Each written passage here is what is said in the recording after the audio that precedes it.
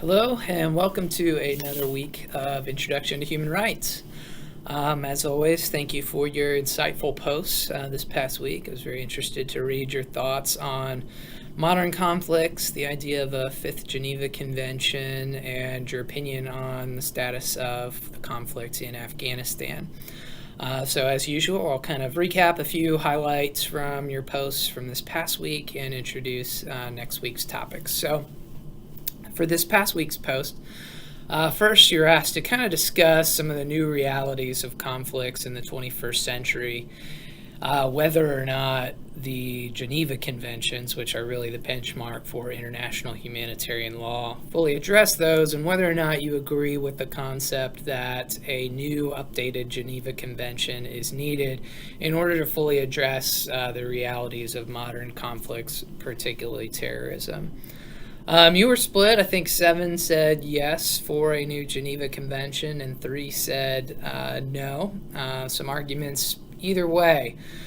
Really, first of all, the arguments for yes is, again, that sense that conflicts today look very different than they did in the early 20th century, particularly World War II, which is really what the original Geneva Conventions were based on. And so there's a need for international humanitarian law to really reflect current realities, sort of like we refer to the United States Constitution as a living, breathing document that can be amended and updated as realities change in our country. The international humanitarian law framework should be the same.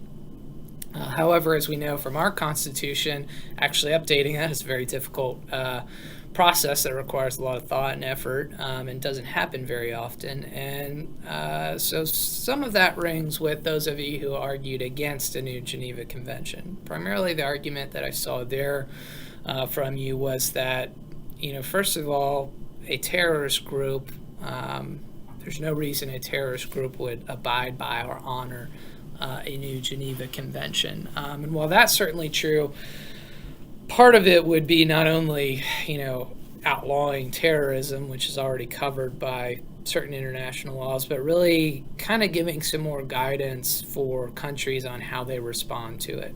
So I think that could be a useful reason for it. Another sort of reason I saw in your arguments against, though, were the further away we get from the core agreements of international human rights law and international humanitarian law, the less likely things are to be enforced, the less likely they'll be to be respected universally by all countries. And that begs the question of what are international or universal human rights.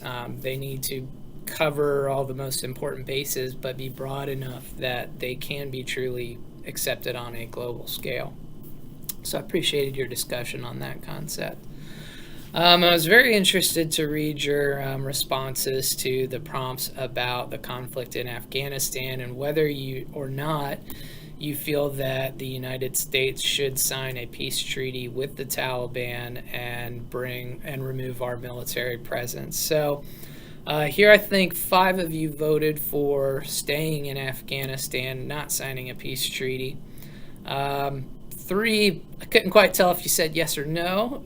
There was some arguments expressed for both ways. And then 2 of you stated that you felt that we should pull out of the country, remove our military presence. So, again, interesting comments from all of you. First thing I'll say, though, is for those of you who didn't clearly sort of pick a side, in this class, I really want you to, in these situations where I say, what's your opinion, yes or no? While I understand that these are complex issues and you probably see the merit for both sides, I really want you to pick a side and go with it in your post.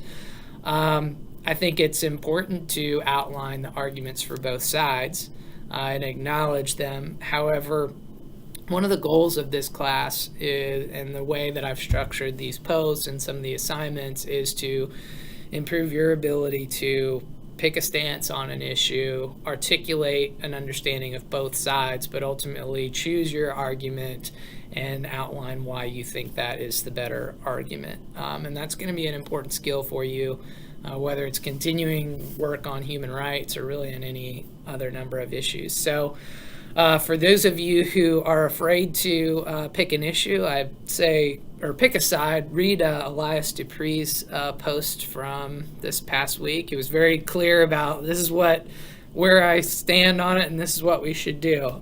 So well done there. That being said, again, you want to make sure you do acknowledge, as many of you did, the pros and cons on either side of an argument. So getting back to the actual question, though, those of you who argued for leaving, cited a lack of progress. It's been an 18-year conflict. The Taliban is arguably stronger than at any point it has been since the initial invasion.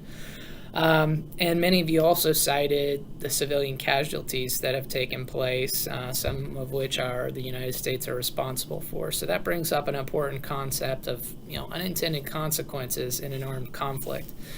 So last week, when discussing the situation in Venezuela, I posed the question of would the U.S. or other foreign actors be justified under international humanitarian law to intervene if a civil war broke out in that country.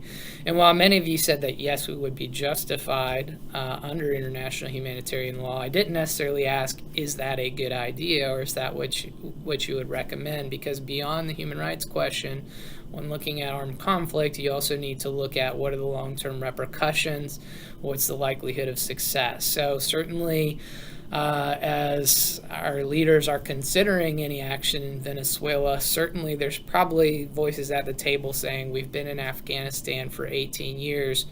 Are we prepared to be in Venezuela for 18 years? Are we prepared for there to be uncertain progress? So these are questions that are important and need to be considered before making a decision on military intervention. Now, those of you who argued for staying, not signing a treaty with the Taliban and continuing the U.S. troop presence, there were sort of two main justifications. One that I saw was sort of this idea that if we were to leave now with the job unfinished, the sacrifices that have been made by U.S. troops, particularly those who have died, as well as so many Afghanistan forces, those sacrifices would be in vain. So we need to continue, we need to stay the course. I think there's some merit to that article, but there's also an idea of something called a sunken cost fallacy. So in other words, if we've already invested so much in something, we need to continue no matter what. So while I think that's an important argument in and of itself, I don't know that it justifies the decision. The other main argument that those of you who advocated for staying in Afghanistan put forth was, while it hasn't been complete success in Afghanistan, there has been significant progress made in the areas of human rights, particularly for women in that country. And if we were to leave now, the most likely outcome is that sooner or later the Taliban would retake the country, roll back those advances, and many civilians, particularly women, would be suffering greatly under the Taliban regime. So that is certainly a compelling argument from a human rights perspective. And I think that's a good segue to next week's topic, which is on human rights for women and children.